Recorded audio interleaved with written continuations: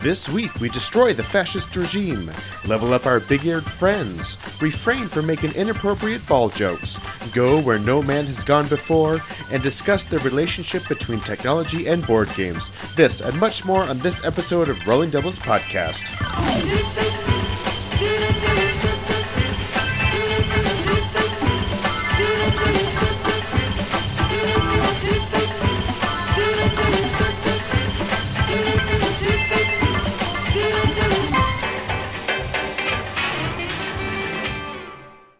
Welcome to Rolling Doubles, a podcast about two board game enthusiasts who have never met and roll the dice on friendship.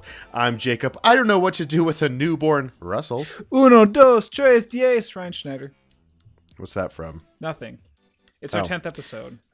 It is. Oh my gosh, I was going to talk about that. We are on episode 10. Episode 10. And if we average one new listener an episode, we are at 10 listeners, and that is fantastic. Where's your horn? Oh, dang it. Oh, I should have brought the horn from the last episode. Oh, well, It was just an app. Yeah, well, I'm just doing it in my head. I don't want to have to burden the listeners with it, but yeah, episode 10. So 1, 2, 3, 10, because that just seemed great. I've now, this has been fun. It has. I'm impressed with us for sticking to it and consistent. I don't think we've missed a release yet. No, every 2 weeks. We were supposed to do once a month and then turn into twice a month, and then we're just like, screw it, keep going. It's just that much fun. Yeah, and we keep playing board games. Somehow. We do, surprisingly. What have you been playing? Let's start with you this time. I always start, what have you been playing? Sure. There's a game that I've been playing for the last couple of weeks called Too Many Bones. Too Many Bones is a game by Josh and Adam Carlson. The artists are Josh Carlson, Anthony Litorno. Litorno. Publisher is Chip Theory Games. This is a game that Chip Theory, as you can imagine, uses poker chips or chips as kind of a main component for their board games. And in this case as well, dice. So dice is a real primary component of this game, which in fact is called a Dice Builder RPG. And I'll explain here in just a little moment as far as what this all consists of, because dice, chips, it's very, very component heavy, but there's a lot to be said, and there's a lot of accolade behind it too, which I want to be able to explore and talk about. So in Too Many Bones, what you're going to be doing is you're going to be picking a character. And what's cool about, I guess, again, talking about components, is that these characters are kind of your Gloomhaven non-traditional character archetypes. So for instance, like you have your tank, you have like your soldier, your warrior, you have like your ranger, your bowman guy or whatever. Then you have like more of an agile thief person and a wizard person, right? So games like Gloomhaven and games like Too Many Bones take those archetypes and they kind of mold them into character classes that you can pick in this game that are kind of more elfish-like and have like bits and pieces of one thing, but they're not really that. They're actually specific names in this instance. So in Too Many Bones, like there is a quote-unquote, like, I don't know, strengthy warrior guy called Pickett. And he just has like this big shield that is like 75% his size, and he has like a little sword and can do a bunch of cool abilities. There's another one called Boomer, and Boomer is like more of an agile ranged character, but she actually crafts bombs. So you like end up getting a bunch of dice, you get materials, you craft bombs, and you can use them in battle. And also these player mats are neoprene. So like think of the think of the consistency of a mouse pad. That's about kind of what these are. And if you got into the Kickstarter recently for Undertow, which is the standalone expansion, they actually double stitched them, so they're a little bit thicker and a little bit nicer. So that's kind of nice. Yeah. So you pick one and you get a bunch of dice, like all custom dice. And what you end up doing is you build this encounters deck, and each encounter basically guides you on this quest as far as like which specific big boss you're going to go ahead and fight. And again, everything, your characters, your health, the enemies, they're all poker chips, and they range from kind of cheapish plastic to the health ones to like full on like good solid. I don't know if they're necessarily clay or not, but they're a good heavy hard plastic, I would say, maybe even clay. And you have then this neoprene kind of board with 4 rows of 4 or 4 rows of 5 different like circle spaces, and as you start fighting monsters, you kind of have this arena or this battlefield where melee characters kind of go on the front lines and range characters kind of go in the back, and you're having to, then place your characters out, do some little movements, and roll dice to see whether or not you take damage, whether you do damage, etc., etc. My friend and I got through, I would say probably, we got to the final, like the final encounter, and we lost. And it took us a solid, let's see, that Sunday, I had bought like $140 worth of this stuff. This included all of Too Many Bones. This included all of Undertow. So we got a really phenomenal deal out of the game. So he and I actually got into it together, and we sorted everything out. And then from that point, so maybe it took like an hour to sort everything out and component check everything. Then we started actually going through the base game, and it took us 2.5, maybe 2.5 hours from page 1, like literally knowing nothing about how this game worked, to actually getting to the point where we're like, okay, we lost, to have a full understanding about, how this worked. Yeah. It didn't go smoothly. It was very difficult to, I think, understand the game, how it worked, and making sure you're doing everything right. There were a lot of nuances. The rule book was okay. It wasn't bad. But it was hard, just, in terms of how everything was built, or laid out rather. But there's something to be had. There was something to be had when the game had its stride. There was a uniqueness about it that I think, where I kind of understood the hype behind it. Jumping back a little bit, part of which, when I talked about these neoprene mats and these dice that you put out in these little squares, is that it acts kind of like a talent tree. So what ends up happening is, like, once you complete these encounters, you gain points that you can invest into different stats, or you could invest into your talent tree. And you can only follow it in a case where, like, you start, like, by looking at your calendar. You look at your character sheet and you say, okay, I start with this many dice. And then from there, if you want to upgrade down a certain path, you have to follow the arrow. So you can't, like, skip anything. So it kind of thematically works that way, like a video game, where if you're playing something with a skill tree, you can kind of, you have to kind of get the amount of points that you need to then boost at the next level, et cetera, et cetera. And then you use those in battle. Attacking, again, works where it's just like each one of them has like a unique ability. You roll X amount of dice plus attacking, defending, what have you. You roll them, you compare dice. It's relatively straightforward in that instance. If you get knocked out, there's different things as well too, blah, blah, blah. In essence, again, I think it really does play well to the fact that it is a dice builder RPG. There's some cool stuff behind it, some great theory behind it. Component quality is excellent. I really want to get back into it. The graphic design for it is a little bit poor, in my opinion. I just don't think that there is there's something about it that seems a little bit amateurish, and this is from me as a gamer who hasn't graphic designed anything his entire life to say this, so take it with a grain of salt. I think it will rub people the right way. For me, I felt like I wanted a little bit more of an adult themed to it versus kind of it being a little bit more illustrated and fantasy. It just, there's something about it that doesn't jive with me. But I would say that it works really well. Like the dice iconography just doesn't look thematic. It just kind of looks like, it kind of looked like it went through like an iterative process and they stopped, where I felt like it could have gone a few iterations and had a little bit more of an impact. What's also interesting too is that, again, we have Too Many Bones, the base game, and the expansion of Undertow. Too Many Bones comes in a huge box. Yeah, it's huge, it's right? Huge. Like, it's huge. Half Gloomhaven size, full Gloomhaven size. Half Gloomhaven size, I would say. Okay. Yeah, and huge. And then they certainly, I think, did a great number in terms of Undertow with cutting it down to what you need to have to play. I think there's just because there's a breadth of different enemies that exist in the base game versus Undertow, which is why they could probably make it a little bit more form fitting. But there's just a lot of space in that box. Yeah. In essence, I would say that coming out of the game, positive. Really want to get back into it. Really want to try to see if we can start a campaign, get through more of those encounters, and see how long of legs it has. So yeah, I would say if you're on the fence, check it out. Get it on, finding it for full price though, like for all that, like that was like that was like $290, not including shipping Bleh. that they paid originally for it. I again got it for like 140 for all of it. Yeah. And so All right. yeah, too many So bones. okay, there was the campaign element, and this first time you playing, is it just a one shot, or did you actually start a campaign? This was just a one shot thing. It's just one shot. Yeah. Now in the campaign, do all of your stats and your text tree, does that stay persistent to the next one, or are you kind of starting from scratch? No idea.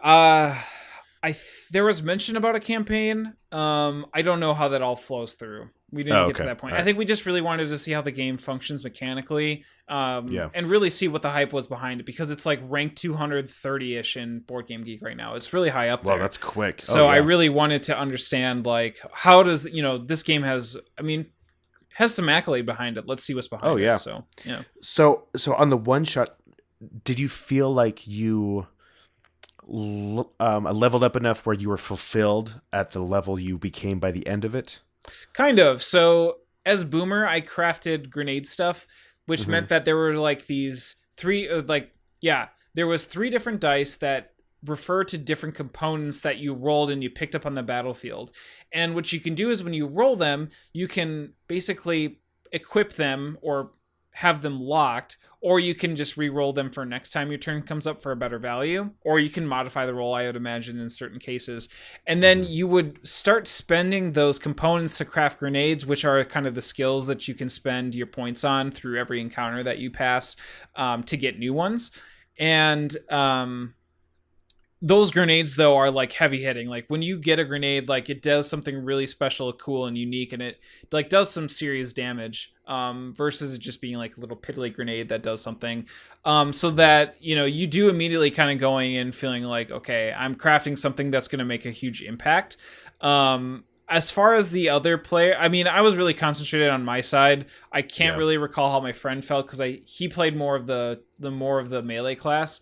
But he was pretty powerful too, at least with the kind of like the standard encounter mobs that we faced. The boss was insanely hard. We realized that there's a point in which you can access the boss if you obtain a certain amount of like kind of points to get to, activate him. But at that point, you're still fairly weak. We would have thought we would have probably wanted to have a couple more encounter cards come up to buff our characters more to have a fighting chance, because like there was this. Like, how he ended up doing it was like he was this troll that could knock us back and forth in the battlefield. And we could also only go in with one character at a time. So there was no way for me to be able to come in and like do any type of stuns. So yeah, he was just basically wailing my friend back and forth, and we were like, there's no way that I'm going to be able to do any damage. He was a tough one. So we wanted to, like I said, going in, you want to make sure that like you want to maybe grind out an extra encounter card or two before going in there. Okay, that's interesting. The reason I was asking is because for a campaign game like this where you are leveling up your character, there's kind of 2 sides to this for me. So if you have one side like an Imperial Assault where you're playing the Star Wars campaign and your character starts with very little, but by the end of the campaign you're all beefed up with all your weapons and you carry those over. But on the other side you have Mechs versus Minions campaign where your figure starts completely blank every single time, and I hated that. Honestly, that's probably one of the biggest setbacks I had for Mechs versus Minions for myself.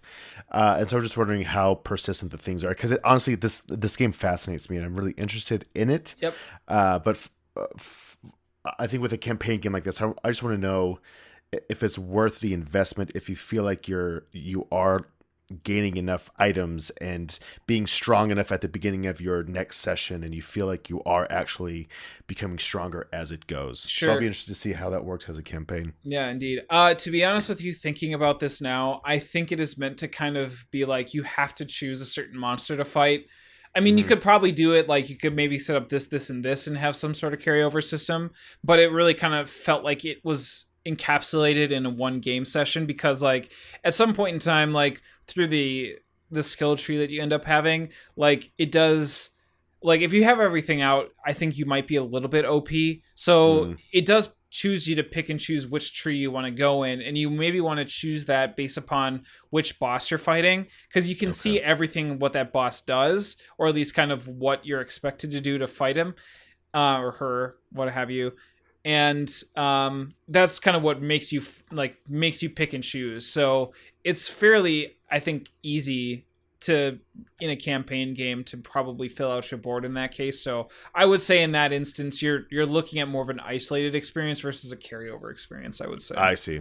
Okay, that's cool. Yeah, that sounds interesting. That's Too Many Bones. So Many by Chip Theory Games. It's not just one or two. Honestly, I think it's a little too many. It's too many. Yeah, several many bones. That's cool.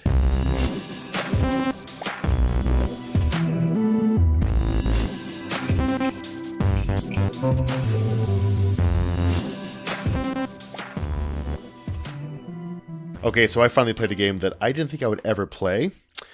This is Secret Hitler, a very popular game. God, take you now. Finally, Jesus. Seriously, this game came out in 2016. You have played it? Oh, so many times. It's a wonderful game. Okay. Yeah, so some background. One of my first games that I got into in a group setting when I got into board games was The Resistance. And this was a great, fantastic game. Simplified the idea of werewolf, where one person is the killer, or there's a group of people that you're trying to figure out who they are, make sure they don't win, and there's two sides, hidden roles, things like that. And I played it so much. We played it at work a lot, to the point where I didn't want to play that game ever again, or anything remotely like it. Things like One Night Ultimate Werewolf came out, no desire to play it. I've played it, it's fine. Those kind of games just kind of, I just overdid it. Burnout. Yeah. So now some people I was playing games with, they brought out Secret Hitler, and I was like, oh, it's happening. I'm gonna play it. And I played it, and I liked it. Yep. A lot, like a surprising amount. It kind of brought back that joy of those kind of games again. So in this game, there are two teams, but you don't know who is on which team. You have the fascist and the liberals. Yep, fascist and liberals. Yes. Yep. Thank you. And one person is Hitler, who is represented as a lizard. I don't remember. Yeah, it's a lizard. Some sort of animal. Yeah. Mm-hmm. And it's just super simple. On your turn, you pick 3 tiles, and those tiles will be either agendas for the fascists or the liberals. And the person who is the leader, the president, will go ahead and elect, or will give someone the chancellor piece. And the president will go ahead and choose 2 of the 3 tiles and give them to the chancellor. And the chancellor will then go ahead and choose one of those and put it face up on either the fascist track or the liberal track. And so there's this great back and forth of the president saying, oh, I can only give you these, but because they're giving it to the chancellor in secret. And so the chancellor's like, oh, they only gave me X agenda, so I have to play this. And there's just this great back and forth of trying to see if they're telling the truth or not. And you're trying to, and then there's other things like, as you go along, if Hitler becomes the chancellor by round 3 or 4, then they win automatically. Anyway, this game's been out long, and it's extremely popular. That if you are interested in this type of game, this hidden agenda game, I do highly recommend it. I think it's the simplest form of this game that still holds a lot of suspense and enjoyment. I definitely liked it better than Ultimate One Night Werewolf. I definitely liked it better than The Resistance. It was a fantastic game that actually makes me want to go back and, I don't know, try others or something like that. I'm not exactly sure. I do like other games in this genre that maybe are a bit more complex. Dark Moon. I don't know if you've ever played Dark Moon. No, I've heard about Dark Moon, but I've never played it. Yeah, so Dark Moon was the actual print version of a print and play of Dune. I can't help you out here, dude. I'm sorry. Man, yeah, my brain just went blank. It was like a print and play version of Dune the board game, but like a simplified version, and they actually brought it out called Dark Moon, and it's fantastic. But it's that same thing where you're playing with a big group of people and you don't know who is on what side, but it's a lot more involved than this one. What's your experience with Secret Hitler? I've played Hitler. I've played this board game many times. Played it with friends, played it with family. It's gone over real well a lot of the times. What's interesting is that the biggest gripe I think with this game is the idea of Hitler behind it. Oh, really? I've had a I haven't lot heard of that. people. I I've mean, had a lot of people makes sense. not like the concept that you're basically it is harkening World War II to a sense where someone is Hitler, even though they're kind of monkey-eared under a lizard illustration or what have you. The idea of Hitler in a game is just kind of like, oh, really? Like, like I don't know if I really would like that or not. I outside of that, I know that when I went to San Diego this year with my family, who's definitely like not. I mean, they definitely like cheer from the sidelines when it comes to my board game passion. But they're not necessarily a heavy board game family. And this was something that they were able to get right into and dig into and like a lot, which is awesome. Cool. And I think the more player count, the better. Also, if you play it with acquaintances that you don't really know, is when the game really gets interesting as far as who you can suss out. The problem with this game, though, is that people who don't like games where you have to lie can make it so that if you're a bad liar, you get found out immediately, and that kind of kills the game, And so there have been definite occasions where, by the time I've had games where it's just like you can from like 2 or 3 turns in, like, okay, yeah, you're a fascist. But I've had turns where we were dead set that this person was a fascist and they were not, and that leads to some really uproarious like good times. Yeah. Oh, that's great. It's fun to see a game like this have a lot of power, both within the board game community and outside as well. Like, this is a hugely popular game. I'll be at work and I'll see people playing in like a conference room or something like that. It's just fun seeing it out in the wild. It's so popular, in fact, that I remember there were issues with counterfeit copies coming from Amazon. Yeah. And I think I don't know, I feel kind of proud of that like my game is so popular that it warrants people in another country counterfeiting my game. Sure, but then also they're benefiting off of an idea that you worked hard to. That's true. I'm not supporting counterfeiting at all. Did you know, like, sidetrack, that the creator of Secret Hitler has another game where it's like what is it called? The Turing test? Not, maybe that isn't what it is, but it's like it's like a 1v1 game, whether or not, and you have to like ask someone a question and they have to tell, like, they get a card whether they're human or a robot, and your robot, you can only like respond in certain ways, and the person has to suss out if you're a robot or not. Have you heard about this one? No, that sounds amazing. Yeah. Is it out, or is it something he's working on? No, it was Kickstarted a while ago. Oh, it was? Yeah. Oh, that's fun. Oh, I should probably say it's designed by, there's a lot. Mike's Boxletier, Tommy Meringue, Max Temkin. Yeah, Max. I think Max Temkin is probably the main person. Is the main one? Okay. Yeah. And it's published by Goat Wolf and Cabbage, and it's their own. It was Kickstarted originally, a very successful Kickstarter, I believe. Yeah, I know it was done by the Cards Against Humanity guys, I think. What? I had no idea. I'm pretty confident, at least. Hey, I believe you. Don't ever say you believe me. I believe everything you say. Oh my god, the power that I wield, I don't know what to do with it. Yeah, I want to say, because it was self-published by them. Yeah. Man, that was a long time ago. It's weird to think how much time has passed since then, because I remember when that was really hot on the Kickstarter. But now, yeah, that's nuts, and it's still kicking around. Yeah, so Max Temkin did the Cards Against Humanities, and then that was like his next follow-up was Secret Hitler. And I think if we go on Kickstarter, it's going to show Max Temkin is the guy that did it. Wow, good for him. That's awesome. Oh, I know now on Amazon, it is actually sold by them directly now to kind of reduce that counterfeit issue, because they're not storing the copies at Amazon anymore, or something like that. So it's safe to buy on Amazon again. Sure, gotcha. It's only like what, $35? Yeah, it's cheap.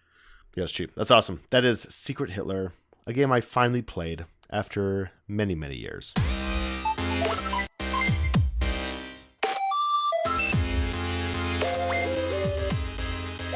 I played a game called Star Trek 5-Year Mission. I've heard of this, but I don't know a lot about it. Yeah. I'd love for you to tell me more. Yes, sir. Star Trek 5-Year Mission is a game by David E. Wichter, published by Mayfair Games. No one did the art because there is very little art to be had in this game. Question for you. I have an answer for you. Have you played Elder Sign? I have and love Elder Sign. Well, then you're in luck, because I would say that this is a variant of Elder Sign in which you are frantically rolling dice and matching them to cards that exist in front of you, and the more that you complete, the more you are closer to victory before your ship blows up. Sounds very similar to Elder Sign. The end, yes, because also, in Elder Sign, you are frantically rolling dice to make sure that your Elder Sign ship doesn't blow up. But I must have missed that expansion. So Star Trek 5-Year Mission is a game in which you choose whether or not you want to play the original series or whether you want to play TNG, Next Generation.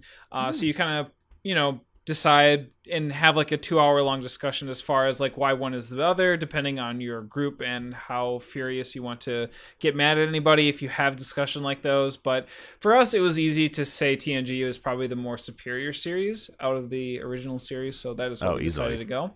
This is a 3 to 7 player game, and so again, I think this actually makes better with the more players that you have. So I'd say that like 5 or 6 definitely hit a sweet spot in terms of the difficulty of the game and more players. But what you do is you're given a character card. So for instance, I was Beverly Crusher, we had Picard, we had Riker, we had Geordi LaForge, and we had who's the counselor? Counselor Troy. Thank you. I was like, Counselor Beverly, and I'm like, that's the doctor, you dummy. Troy was the smoking hot one, right? Oh yeah. And like mid-90s hot. I think all of them were very they're all very beautiful in their own unique ways. That's so sweet. Both in looks and with their mind beauty. The mind beauty. Mind beauty. Alas. So you're given 3 different colored dice, so you're given 2 sets of dice in color. So you have like 2 blue, 2 yellow, 2 red. And then you put the Enterprise ship out on the board, and then you also put 3 decks in front of you, which is a blue deck, a yellow deck, and a red deck, to kind of signify the different alerts that there are. And every single character card also has a unique ability. So for instance, like I could spend a blue die to heal 1 damage off of every crew member based upon that die. So if I rolled a blue 5, I could heal 5 crew members, each 1 point of damage. How that works. There's other ones where like you can re-roll die. I don't know what any of them really did. That was just my die in particular that I knew. But what you start doing is at the beginning of your turn, you have to flip over a card. One of the blue cards, yellow cards, or red cards. And as you can probably tell, blue is easy, yellow is normal, red is difficult. And what ends up happening is that you draw the card, and then there's like a little title kind of saying like what the event is that you occurred, and there's dice at the very bottom to kind of denote like how you need to place the dice on that card to resolve it. So like if you look at the bottom of the card and it says, oh, you need a 3+ and a 4+, and of a certain color, then you just have to put a blue 4 there and a red 3 there, and then you win, or whatever it is, that card. And whether or not it scores points or not, there's iconography that tells you that kind of stuff. And you just keep going, so it's pretty simple. Roll your dice, see whether or not it matches whatever you need to roll on the card, just keep going. You can kind of play, you don't have to necessarily roll your dice and have to complete something. You can kind of leave dice out there in the ether, and then other people can complete them. Cool. But there's like other things too, like there are priority missions, so like you have to complete that mission before you continue, so you're still revealing cards from these alert decks. And so if you're having trouble completing that priority mission, you're like, oh shoot, like we're having all these alert builds up and we really need to start completing these things or whatever, or at least starting building the dice on other cards so we can complete them after we do the priority one. There's some with a timer. There's some where you have to put them in pairs or triplets before you can actually complete them. So very kind of Elder Sign affair when it comes to that kind of stuff. What else?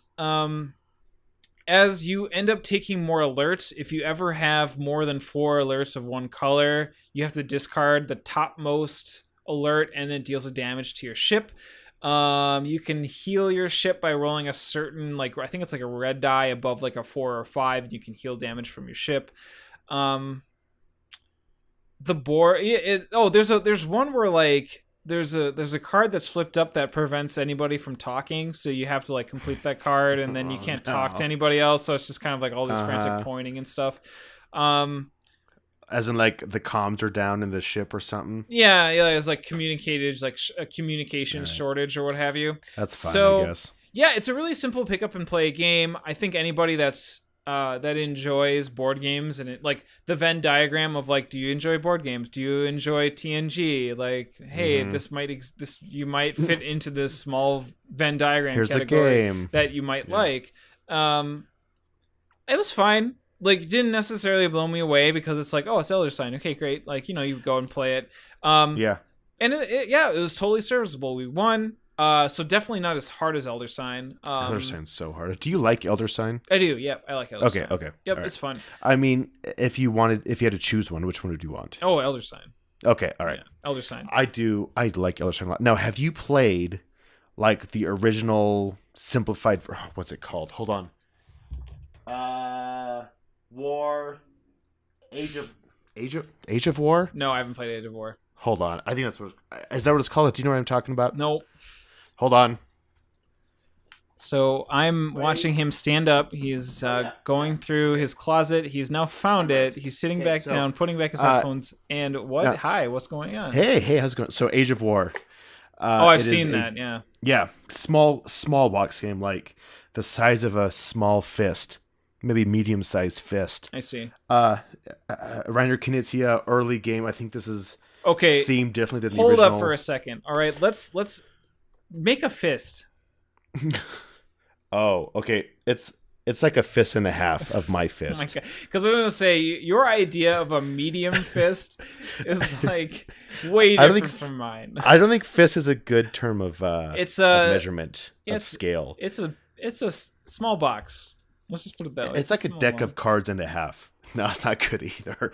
Anyway, It's a small box, people. That's all we really need to know. it's a tiny box, but it's just kind of the simplified version of Elder Sign. Even it's what Elder Sign was based off of. It's mechanic, and it's great. Age of War is great. It plays up to 6, and you're just kind of trying to battle for cards, and you get cards by doing that the dice mechanism where you're trying to match the signs on them, and it's fun. I like Star Trek. I don't like Star Trek enough to warrant another game like Elder Sign because I really like Elder Sign. I like Elder Sign so much that I made a little. Now, by made, I mean I purchased a chest box thing from Hobby Lobby, and I had my sister print a vinyl of an Elder Sign and put it on top of it, and that's as far as my customization goes for a box for it. But it's to fit the game and all of the expansions I have for it that I haven't even played. I played the base set a bunch, but none of the expansions. Yeah, that was the same thing for me too. That it was a game where I like bought into the expansions and loved it, and looked at it and I'm like, man, look at that potential of fun that's sitting on the shelf, and never played it. So that's why I ended up getting rid of it. I sold it because did it you? just Yeah. I just figured that like I would rather have someone be interested and want to buy it and actually play it, enjoy it, hopefully, versus me looking at it and being like, man, this is going to be awesome one day. But there's just always new things coming out, and just games that I always would rather end up playing than Elder Sign. And it's just was like, it's so weird for me to say that I like it, but it's always hard for me to get it out on the table. So it's just like, why own it at that point? Yeah. So well, it was interesting. Yeah. Oh, sorry.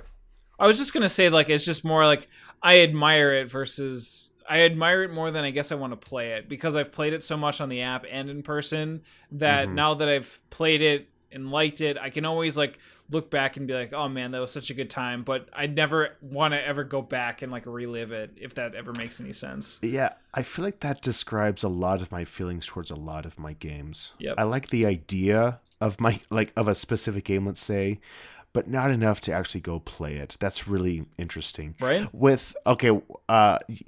thing you said with 5-Year Mission was you liked it at higher player counts. Now for Elder Sign, I've played it with 4. I've played it with 6. It technically plays up to 8, but I like it more with just 2. I think it's fun and your turns go quick and you can just kind of hang out and do that. Do you think, I mean, if it's essentially similar enough, did you prefer Elder Sign at higher counts as well? I don't remember playing Elder Sign with the player count that you've played it at. Okay. I think there is a little bit more nuance to Elder Sign than there is to 5-Year Mission. Yeah. It's just so much, and I don't know whether it's because of my experience of Elder Sign that got me into this, and I was like, oh, okay, this is simple. But for some reason, it was just a lot easier to look at 5-Year Mission, understand that these dice need to go this way, versus Elder Sign, where it can be like the eldritch illustration and graphic design and all of its flailing tentacles, and it's like, oh, this needs to be played downwards and you can't move down, and it's just the gruesome heart, like how difficult it is. It like Oh, it's so excruciatingly hard. You have like this doom token thing that's always ticking down, so it's just like you're never having like this break. It's just not as intense as 5-Year Mission. 5-Year Mission is a little bit more laid back, and what's actually cool about this as well too is that each role is like their own separate literal role in the Star Trek series. So it's like one's the doctor, one's the engineer, one's the pilot, one's the, you know, for the captain and its first mate. And those roles fit thematically as well, versus like, you know, you're just this ragtag group of, you know, ashcan Pete's that go in and you're like, oh, let's take this shotgun and blow away this Yogg sloth. It's just like, here's my dog and my guitar. Right. And so there's nothing wrong with that, because there's this tongue-in-cheek part of Arkham and the FFG series that I like. But I don't know. It's weird because now as I'm saying this out loud, it's just like I'm kind of like downplaying Elder Sign and love Elder Sign more than I do this game, but there's no way. Let's just put it this way: I ain't gonna play both anytime soon. So let's just move on. All right. Well, the question is, did you play any like background sounds from Star Trek? No, we were in a brewery. There was no way. Oh, okay. Yeah. Well, never mind. All right, that's cool. That is Star Trek 5-Year Mission by Mayfair Games. So when did that come out? Is it an older game? Yeah, 2015. Okay, cool.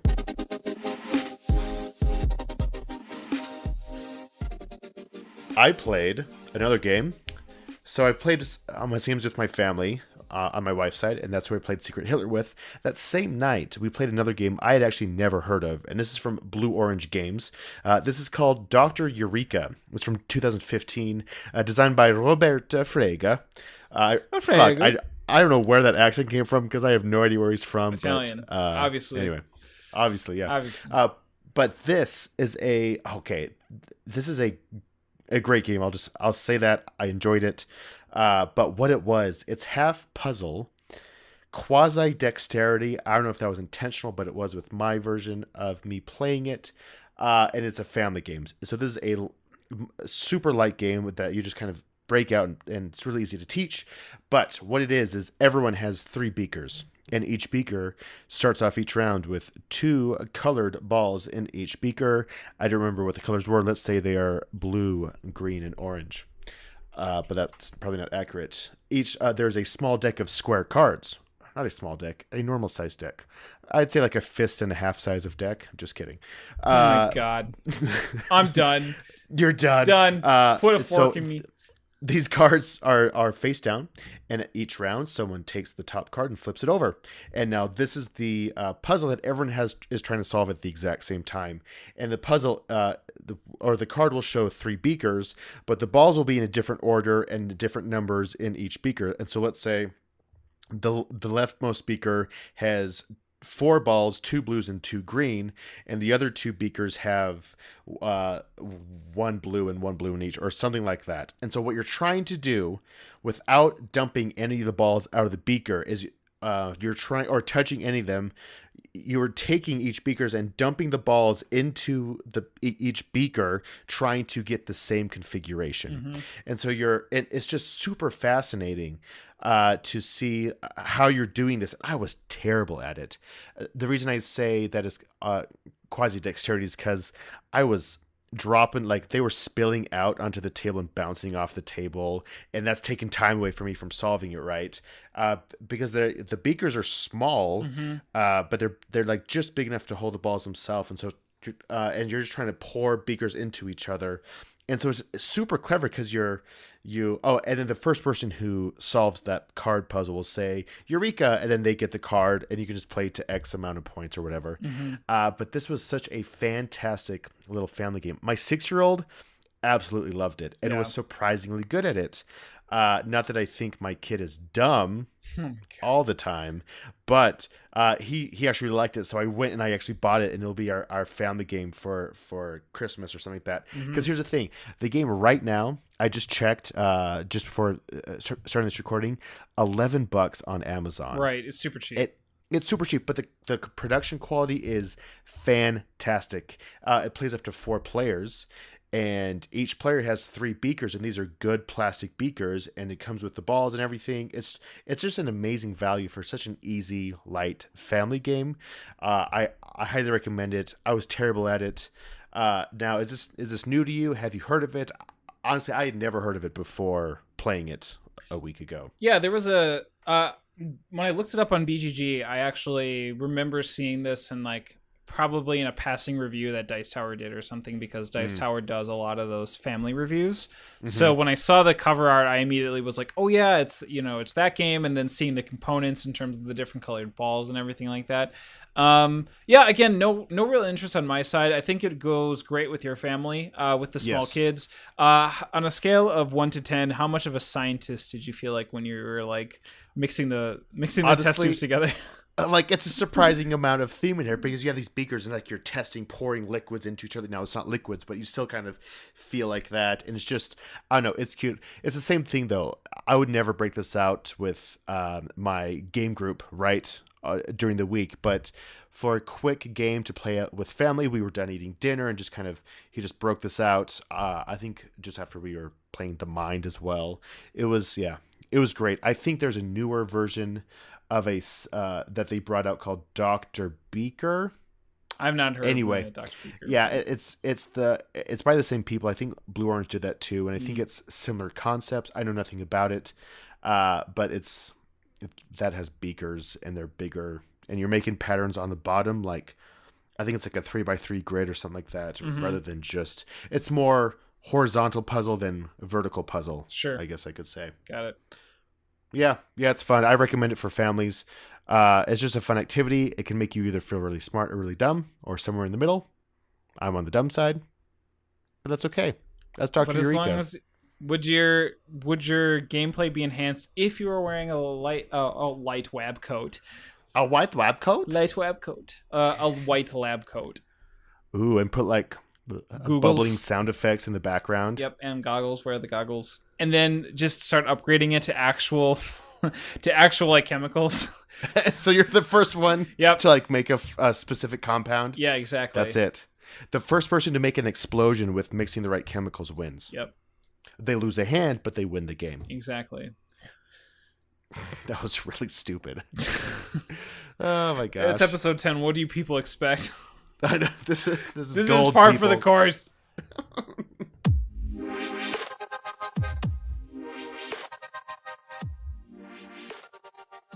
But that sounds great. We played some fantastic games.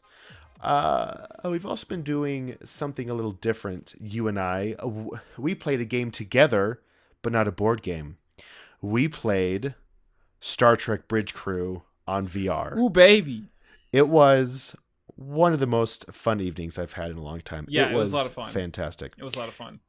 And it made me start thinking more about the intersection between board games and technology, because recently, honestly, I've invested just slightly more time into VR as of late, and I'm wondering where the two intersect, because there's definitely intersection, and we've already seen some intersection. There's Catan. There's actually a VR version of Catan out, which is super cool. And there are games that have tablets included with them and things like that. And I'm excited. I'm excited to see what's going to be here in the future with it. But how about you? What do you think is going to happen in the future? What do you think about board games and technology? Tell me your thoughts. Sure. So this is actually interesting, because I had a conversation with Patrick Leader tonight. So he and I do Wednesday night playtesting with him with Vast and Mysterious Manor, and I let him borrow my copy of Mansions of Madness 2nd Edition, because I think when we talk about games that have a technology component, it's that game. That game, I think, is in the primary forefront of Yep. you have your phone, you have an iPad, you bring that out, and you use this app to kind of let the computer handle all the heavy lifting when it comes to moving the AI and telling a story and kind of doing dice rolls and what have you. And he was telling me that, like, he's played the game a few times. He's probably going to play the next scenario or two and then hand it back to me. And he's like, and I asked him, I'm like, what do you think of it? And he's like, oh, it's probably not for me. And I was like, well, okay, why? And he's like, well, in standard Arkham Affair, again, you just get pounded, right? It's just like, you feel like that as you're exploring whatever scenario that you're in, like the AI in the game or the iPad in the game, just like every single time you're just having like this bad thing happen to you, with the rare instance that like you hear some sort of blood curdling scream from outside the walls and then nothing happens. And like, oh, really? We're not getting like bombarded with, losing our brains or like getting hit from a ghoul. I don't know. And he's like, honestly, I really felt that this game could be accomplished more with a deck of cards. Like every time that you're reading something, all you have to do is just like draw the top card, read it, and essentially, do what the card says. Cause that's really what it is. Right. That's interesting. And that, again, too, the AI is a little bit, well, he said, I don't know how he really felt about the AI. There was something about it when he told me the correlation of being like, you could just have the app, at least in terms of when you're kind of getting to these certain points, you could just have a series of cards do this for you. Yeah. That kind of was like, oh shoot, like that makes a lot of sense. At the same time though, right? There is something to having, so like when I think about Mansions of Madness second edition and like what the app does for you, like when you first start off a scenario, like you do have that one person as like designated reader, and it like kind of sets up everything for you.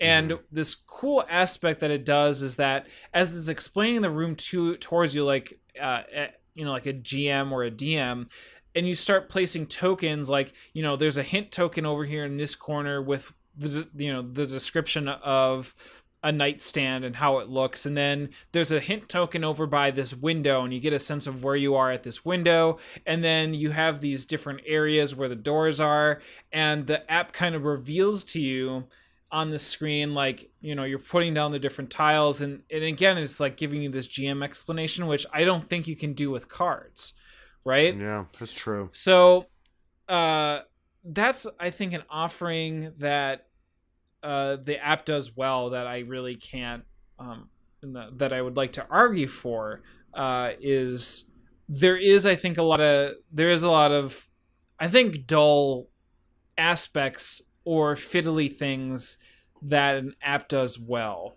in the game. Yeah. And I really think that into a game like that where you're having bad things constantly happen to you, I think I'm not saying that it's the app. I'm thinking that's just the game. Like that's what Arkham games have always been, and I really feel like you have to go into any sort of FFG Arkham game knowing that it's like, this isn't going to be like a stroll in the park. This is like, you're going to get like, you're going to get into a door and be punched in the face by like a demon with 5 heads, right? Like this is just how this game works. Exactly. And you have to really like it or not like it. And so that's that. It gives food for thought, though, right? Like I never want to always be like, this is how it is, I like it, and like that's how it is going to be. I really want to hear that other side of the table in terms of like, what does this app or technological experience hinder this game by, right?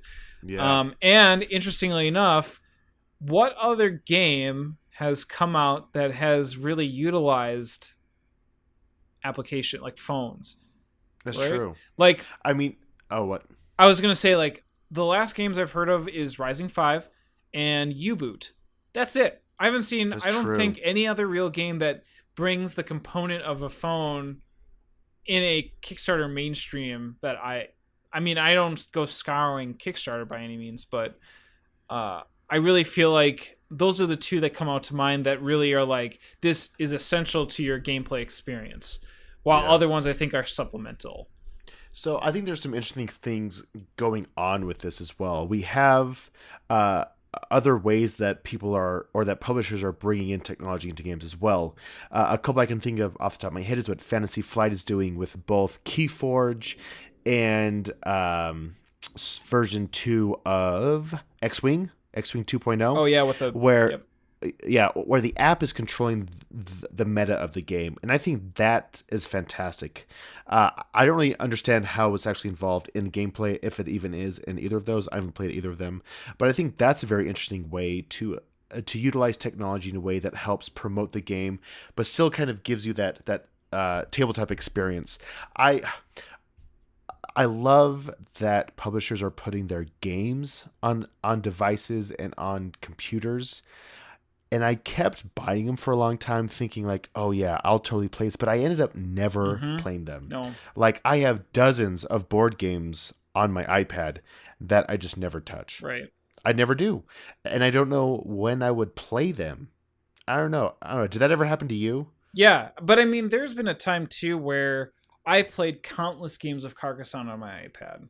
Just like, I would say up in the hundreds.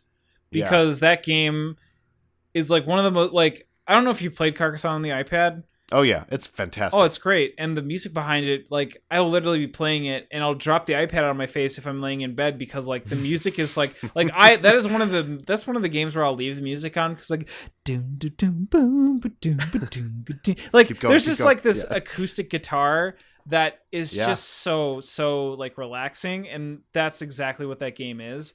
Plus, it gives me a reason to play out in the fields because screw trying to score fields in that game.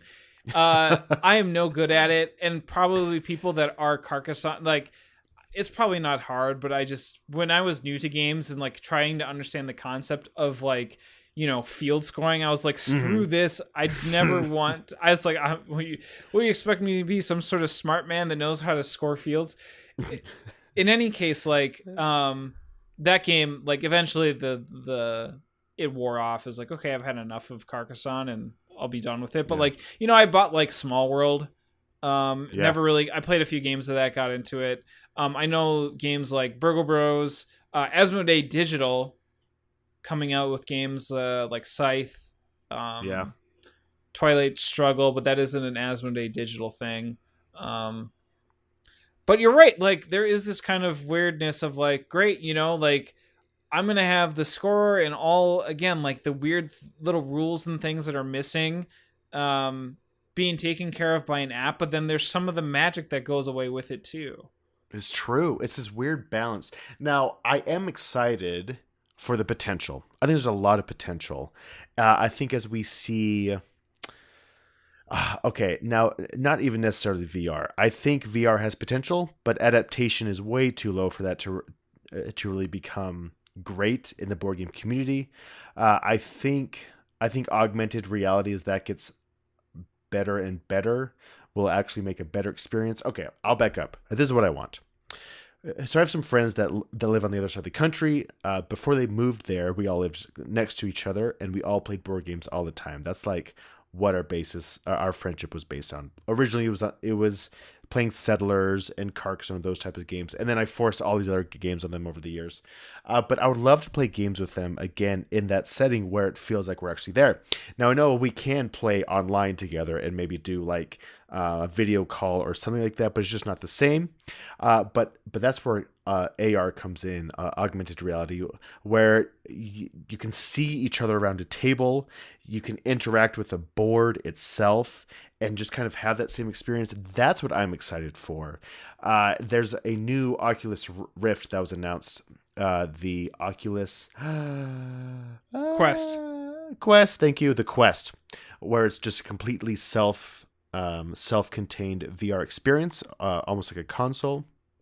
And this, my first thought was, we're so close. We're so close to where people can just pick this up and then play board games with each other wherever they are. And yes, this is VR, and maybe this does mean that VR will be adapted quicker than augmented reality. I don't exactly know, but I'm just excited for that potential. Now, games are available. A tabletop simulator can be played in VR. Yep. It's really confusing, and I've only done it for like 20 minutes, and I think if I invest the time in it, it can become easier, but I think that has potential a lot. Have you played tabletop simulator in VR?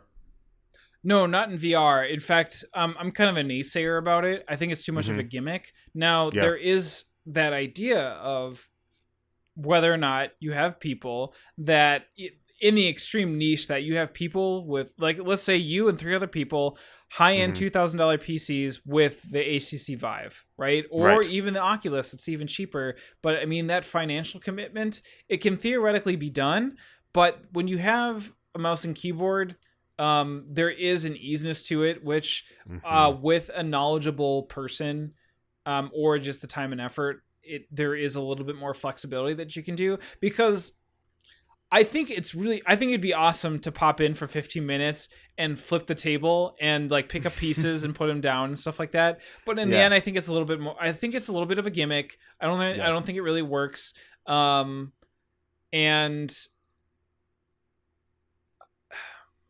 that's what I feel.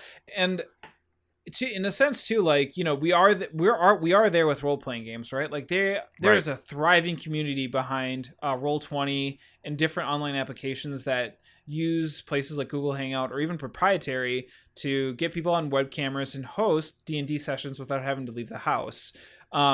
Which again, there's plenty of people that do it at like the game center that I go to. Like, it's not dead, it's just an option.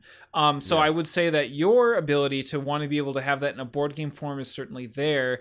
It's just, for me though, like, there's that tactileness of doing that in VR. It's kind of clumsy. When you pick it up, you just don't feel the pieces.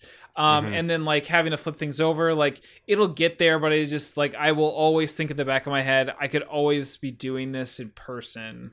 Yeah, kind of, but I know, like, with your buddies are like out of the. I don't know, man. Like, it's weird. It's weird. And in my situation, I just don't think it appeals to me. But for someone like you, that could definitely be, I think, an option. So. Okay, so I was dinking around in a tabletop simulator with the headset on, and well, the fun thing about it is, so I was Doom the board game with the original version. Yep, 2004. Yep. Yeah, so I pulled that up, but you can make yourself the same size as the pieces, and I'm not gonna lie, that's kind of fun. Ooh, but how long is that fun for? I don't really know. I think we should play a game. Let's do that. Us two play a game in VR, and we'll come back and report how it actually was. I'm just going to be throwing pieces at you the entire time. Seriously, that's all it's going to come down to. Like, anything, like, here's a piece in your face. Like, how can you not just do that over and over again? It's interesting. What? Oh, no, please continue. I was changing the subject. Oh, I was going to say that, like, when you talked about technology, it's interesting how my brain immediately went to the apps, right? Like, immediately went to your phone, your iPads, or whatever. But yeah, thinking about how Keyforge and Discover, Lands Unknown, how that type of technology, where we're now literally making unique board games that no one else in the world are going to be able to experience. Like, I can't imagine the amount of spreadsheets that went into creating all the different algorithms and things that, you know, you have to send to a printer to be like, okay, this is how this is going to be packed, how this is going to be printed. That's technology that I didn't necessarily consider. Same with VR too, to a certain extent, because I kind of written it off as just a gimmick, and didn't really give much consideration to the fact that, like there could be this very niche of, like, let's have someone from Boston, New York, London, I don't know, Africa, Russia, friends wherever they are, to be able to just sit around a table and do that in a much like a hologram style way of Star Trek 5-Year Mission. I am excited, and it's interesting the surge of board games we're seeing now is almost society's answer to or almost a backlash to our dependency on technology. Okay, now I love technology. I work in software. I love it. I loved it my whole life. But I understand this desire for kind of these very humanistic approaches to what you spend your time with, spending time with friends, not doing it just on your phone over social media, but actually having these real life experiences with each other. And so it's really this strange balance between the fine line between having these organic experiences with people and allowing technology to creep in and also interfere with that. I will tell you, one of my biggest pet peeves are phones during board game night. I don't know why. Now, I've loosened up over the years, but it used to just really get under my skin, where we're trying to build relationships and have this experience with each other, but then boom, a phone is in there. Now, I've super loosened up to it. I have a good friend who watches football games, like just kind of streaming without sound on his phone, but he does a great job of being completely involved with the game, and he's very interested in that as well.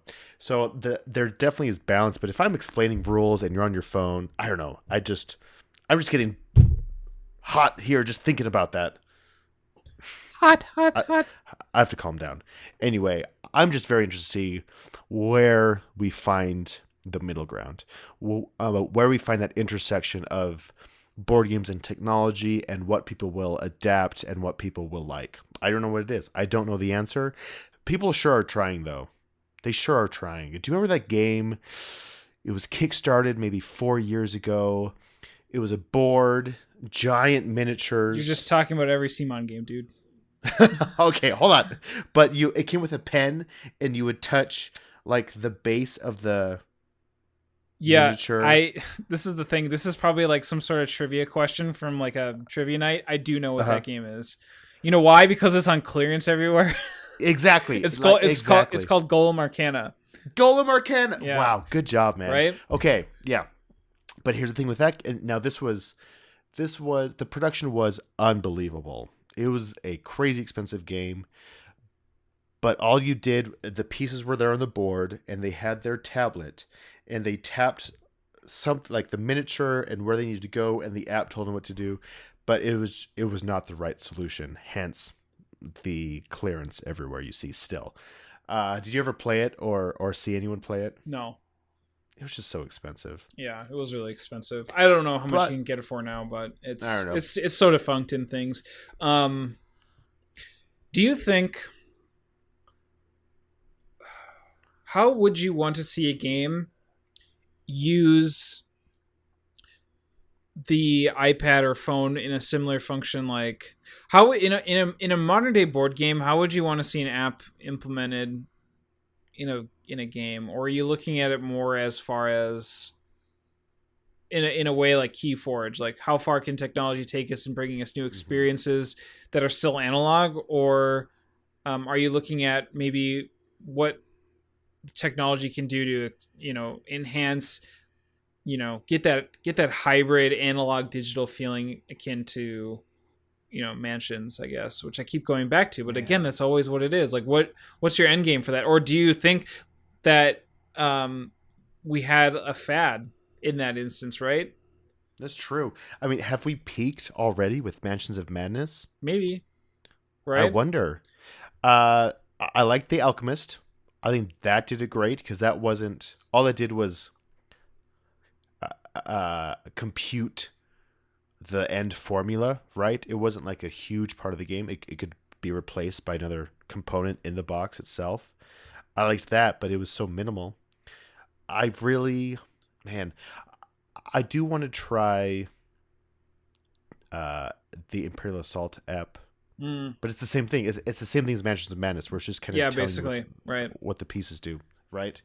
I don't know. I honestly don't know the answer. I don't know where I want my technology to come into my board games. See, I see value in it, but I just don't know. Right. I think there might be some efficiency in terms of maybe some of the more heavy lifting that the app can do in a similar fashion, like Mansions.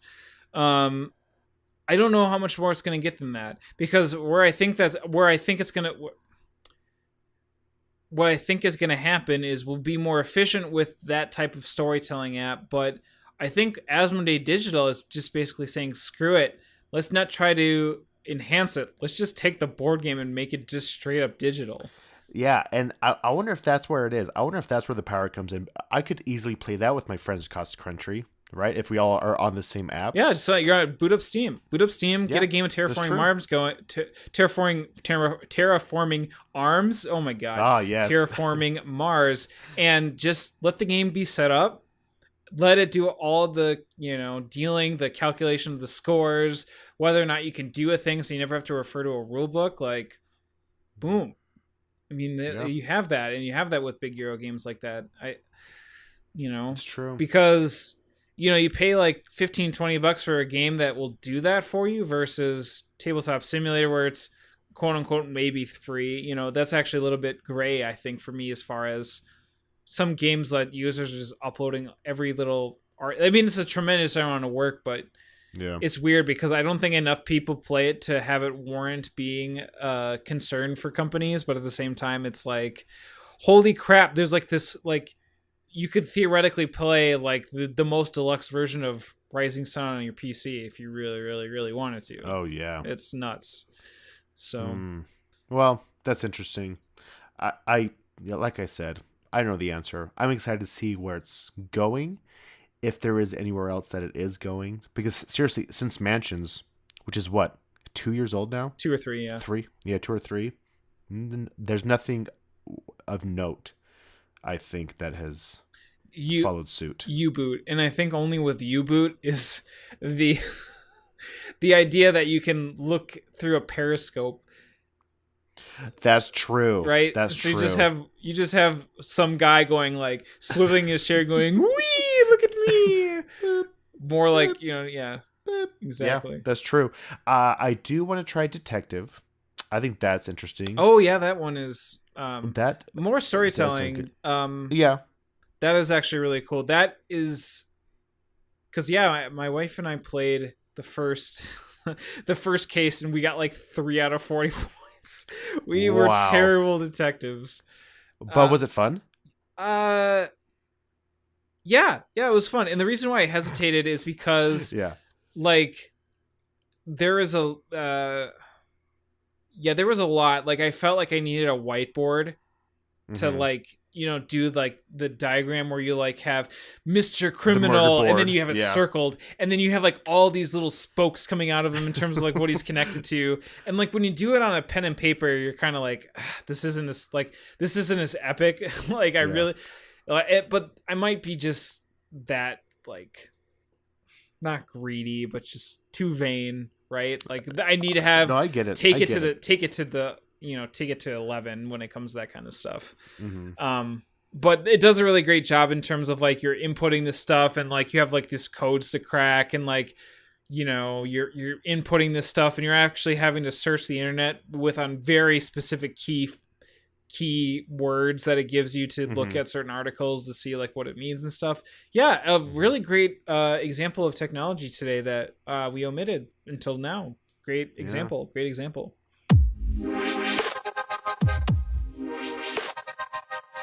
This is Kickstarter Doomsday Week. Oh my gosh, that's right. Can we just going straight up bonkers? Can we quick talk about some of the Kickstarters that came out this week? Because I swear I've never seen so many kind of profiled Kickstarter games come out in one day. And this again is going to change based upon your interests in the board game world. But for me, I had a lot of heavy hitters come out. Games that, while I'm not necessarily interested in, have definitely made their waves within the BGG community and within board gaming. So let's talk about them just very briefly. Mezzo got a relaunch. Yes, and looks amazing. It looks amazing. However, it has also been marred with some controversy behind it, hitting its first day, or being funded day one, them canceling their Kickstarter, relaunching it within 4 days, and then not making their 1-day Kickstarter again. Oh, geez. They also really went back and made a non-mini version. So they definitely clarified a lot of things, but this definitely felt like the iteration of this is what they should have launched with.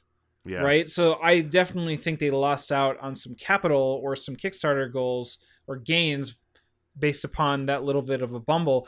And that's really unfortunate, because their last one, which was Eclipse, also had very similar, somewhat concerning feedback behind it. So it just really goes to show when you have, in this case, Colossal coming out with their next game, like, how are people going to respond and react and give their money when realizing that, like, they may just relaunch it again, right? I know. It's a shame. It's a darn shame, because I think they have some really great IPs and some really great ideas, and I just don't think people are really resonating with how the Kickstarter has been going, and that stinks, right? Yeah, because the only thing they did with Eclipse was just run the Kickstarter, right? They didn't do anything with the production. No, I no, think they no, were no. just used to run the Kickstarter. Yeah. So there's Mezzo. I think again the game behind it is sweet. I want to play it. I really want to check it out. It's a dudes on a map kind of game, from what I know. Again, not really up my alley. I have plenty of those. Yeah. But I know that people are really jazzed about this, and I do hope that the rest of the Kickstarter goes really well. So we'll see what happens with that. Scott Alms and Artana Games, Loveless and Babbage, outside of the whole Tiny Epic series, are doing kind of like Yeah. a Tiny Epic box thing, or a little box thing, totally outside of what you think Scott Alms would do with the game. So that has been getting some definite hits within the board gaming community. Dragon Boats, which we talked about on this podcast about a month ago, hit Kickstarter on October 2nd. This game, being funded day one, had a really interesting article on Reddit about the game. I saw that. Yeah. Yeah, Is it about the cultural appropriation type thing? Yeah, it definitely gives food for thought, as well as like how Maple looked at this game, did the research, and their communication of that. Daryl responded in that Reddit thread, again, kind of communicating what they were trying to get with Dragon Boats, and the research that went into it. And I think it was just kind of a little bit of a bumble, as far as like it's their interpretation of it that seemed to be pretty authentic to what people would think, because I had no idea that Dragon Boats were more for racing than they were for the actual carrying of goods. So that to me raises, it stinks, right? Because again, there's Michael Schatt, right? Yeah. Yeah, did the design for it, had a Spiel des Jahres, I think, winner with Zootopia, or Zool something. It's a really awkward. What was that? Yeah. I don't remember off the top of my head. So again, I think there's a great game to be had underneath there. It's just, again, kind of marred by this unfortunate communication behind what Dragon Boats is supposed to be within Maple Games' mind, and with the story that was shared by this Redditor, who we again is presuming of Far East Asian or Asian descent or what have you, that appropriation. So again, it was just an interesting thread to read, and we'll see how it goes with that. What else? Space Explorers. We talked about Space Explorers. That game, awesome art on that one. Yeah, great 1950s like art inspiration in space, talking about being able to kind of fly into space. It's got that Splendor-esque feel to the game. And wanted to check that one out. There was one other game too. I feel like there's one other game on the tip of my tongue that I feel like was out there that I wanted to talk about, and it's gonna come to me. Do you know what it is? I believe in you. Don't make me boot up Kickstarter right now. I know. I'm getting there. Hold for time. Belfort. Thank you. TMG releasing Belfort, the reprint plus expansion. Oh boy, that's a game I really want to check out. I'm gonna be at a $1 at that one though, seeing whether or not I can work it out in my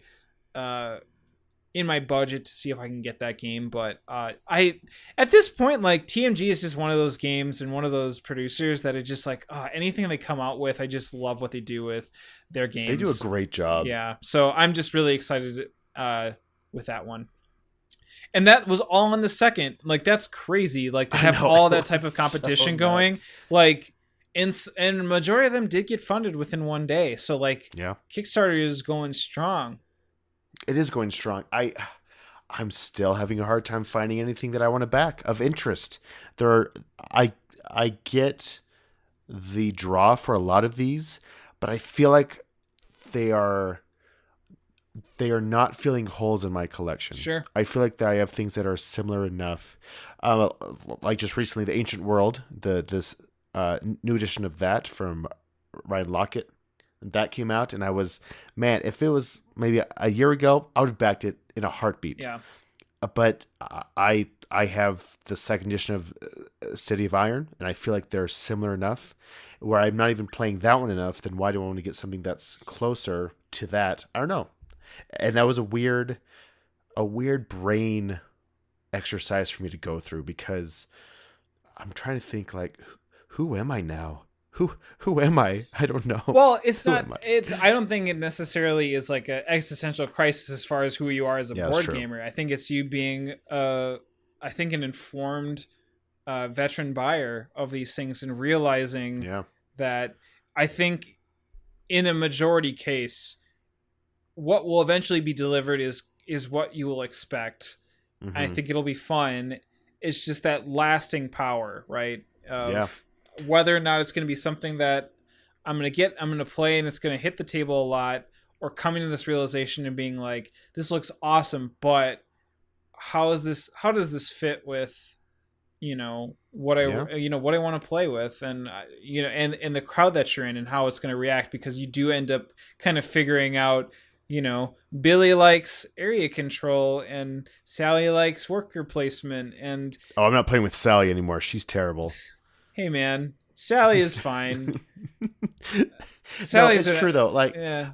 I'm having a lot of fun playing games that I already own in my collection that I haven't played a lot, and I'm also having a lot of fun playing games that warrant a lot of plays. I love playing those over and over again now. It's this strange evolution I feel like I'm having, and it's what's getting me excited about the hobby rather than always trying to hunt down what's new. Mm-hmm. But I feel like I lost a piece of my excitement from that. I don't know. I always loved staying on top of what was new, and now I'm still staying on top of it. But I think I'm just being exponentially more critical of what's coming out. If you can find a bottle and bottle this emotion, this is what FOMO is. You don't have FOMO right now, right? It's Yeah, a world without FOMO. And I want to say though that it might bite back, because I think so. I definitely felt like a couple, like during the summer, I was like, geez, like I'm going to the store, I'm walking through, and there's just nothing calling to me. Going on Yeah. Kickstarter, games are coming out, nothing's calling to me. I'm like, this is great. And then this stupid October 2nd comes by, and and again, like, I am supporting them. I am supporting them at a dollar level, hoping that, again, because there is so much, like, that's part of this whole process for me too, right? Is that I do want to back at that tier, being able to kind of get the bang for my buck in terms of like getting the premium bits and the extra stretch goals and what have you, how they fit in. But I do have to realize that if I do back at that full price, and I'm not responsible to go back and maybe either cancel my pledge, not do that budgeting, or what have you, then that's going to be $250 that gets to gets taken out. When I can really still do that support, follow along, see how the campaign's going, throw in $1 to $5 for that campaign, and whether or not I can get it on, because it's like, after a campaign ends, that doesn't mean you can't get the game again. I swear, if you go back and you're like, oh shoot, this campaign ended a day ago, email them. They will not tell you that they don't want you to buy their game. Please don't give us your money. If anybody has reached out to a game company and was like, I want to buy your game like 2 days after it closed, and they say no, that company is dumb. Like, they need, like, I would say any opportunity to like take money, absolutely. Right. Oh, yeah. And that, like, because still there's that game still in development. I guarantee you 100% that game's still in development. No key numbers have found. They'll tell you, like, with that stupid backer kit they send you, like, you'll have ample opportunity to not get in with, to get in with that company, or maybe a friend. I had a friend buy Dark Souls, the board game, which all those expansions came in like 2 years later. And I'm like, oh, I got to bring this game out again. I got them all set up in my collection, and boom, like, I just like, man, I gotta like pencil it in the calendar to get that game played. Jesus. But well, I know, I feel like so we just got the notification from the Street Fighter board game Kickstarter that it's going to be delayed, and I don't know if I was like, it's going to be shipped and it's like delayed. I was like, no, that doesn't surprise me. No, it's super. Of course, it's delayed. That thing was so big. I still have no idea why I backed it. I'm not even a huge Street Fighter fan. It just looks great and fun, and it was a weird time of my life. I was definitely like, why? Yeah, Like I know. we've had this discussion like before one of our podcasts, and you told me like, Ryan, I got Street Fighter. I'm like, why? It's like, because it looks awesome. I'm like, no, I know. I have no you idea. bought $250 worth of miniatures. No, I only spent 140. Oh gosh, I hate hearing that coming out of my voice. Why did I spend 140 on that game? I have no idea. I hope you have a good night's rest tonight with that memory just bouncing around in your brain. I will. Money's pointless, and there's no point in stressing about it. No. I keep convincing myself, right? One of these days, we'll just be one with the earth, and none of this will matter. Good night, everybody. All right, well, have a good night. What a great way to end this. Yeah, let's just put a little pretty bow on it, and yeah, great 10th episode. Yeah, man. 10 episodes. I really am proud of us, though. I think we have come a long way, and I think we have a long way to go. I didn't mean that. I think we have exciting things in front of us.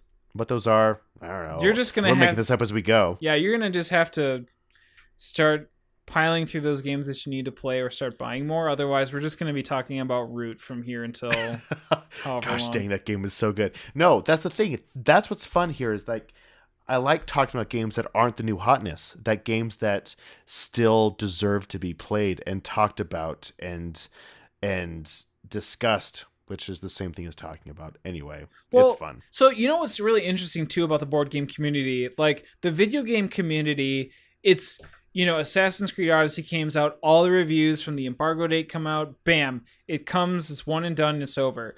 What's really interesting about the board game community is that there were reviews for games that are years old that come out, and people are still doing reviews on them, and it's just like, awesome, this is perfect. In fact, if you are a YouTube user, there's actually, I think, a very severe, like, you may say like, okay, there's so many board game reviewers out there. I guarantee you that as far as reviews for board games that for games that you might like that are years old, I bet that there is probably a really great review that can be done by some team, or not even by a team, by yourself, of like new camera, new audio and stuff. If you know, like it's relatively quote unquote cheap to get into, you know, recording. And I think you can make a great video about an old game and have it get views, because there's still, I think, audiences for great classic games. And I think that's just a really unique thing that the board game community offers that's really parallel different from video games. Yeah, it's true. Yeah, I mean, yeah, I'm just going to leave it at that, because I was going to be like, well, you get some people that do like to go and review older games, but it isn't the same thing, because you always have like those graphics and mechanics that seem to kind of always play part, and just like, oh, it doesn't feel the same. With board games, there is just kind of like almost a timelessness a part of it, but it's true. You know, I digress. Just, it's cool, it's neat. Board games, yo. Well, listeners, I hope you have just a great time playing board games with friends. Make memorable experiences with your friends, also called memories. Make memories with your friends, like we're making memories now. Your face is the size of my monitor. It's so huge. So big. I was just looking at that. Like, you're far away from your camera. I'm right up in mine. Yeah, so like that statement really hit home to me right now. Because now I'm like going to go to bed, and then like I'm just going to have this weird dream about like you're such big face. It's so big. There's so much of my face. Social media. Hit us up at Roll Doubles on Twitter. Hit you up on Twitter at RyGuy314. Join us on Facebook. We need to do more on Facebook. Oh my I need God. to do more on Facebook. Man, let's hire somebody. Oh my gosh, that's such a good idea. Let's hire somebody. Hey, if you want to be our social media manager, you get 0 from it. You get the satisfaction that you're really helping us bros out. It's so tough. I can't. Like, it's also dwindling for me too. Like, my use of Facebook, Twitter to even extent. I was really busy with work, so it's just like I don't really get to go on it as much. But I mean, I definitely have a newfound appreciation for social media members who go out and do that. Like, that is definitely a full-time job, keeping out with people and talking with it and communicating and just touching base with everybody. It's a lot of work, so kudos to all y'all's. I need you to get me a Vast Mysterious Manor t-shirt like the one you're wearing. I'm an extra large. My address is 766 South. That is a lot of numbers. I That is can a lot of numbers. figure out something for you. Yeah. Yeah. All right. Well, have a great evening. Oh no! Wait, hold up. Oh, what? Subscribe on the YouTubes. Subscribe on the iTunes. Subscribe on yeah. the Googles. Where on those things, and so listen to us on those things. Yeah, subscribe, rate, and tell your stupid friends to listen to us too. Make sure to really put the emphasis on stupid as you tell. Hey, stupid friend, listen to this podcast. Listen to this G-dang cod what is happening? Am I dyslexic? It's Am I just podcast. finding It's this not now? Codcast. It's podcast. Thanks for listening. Music intro is S'il vous plaît by Fantastic Plastic Machine, and music bumpers were created by myself using Apple Loops and GarageBand for iOS. Join us next time as we unnecessarily pontificate on pointless things on another exciting episode of Rolling Doubles Podcast.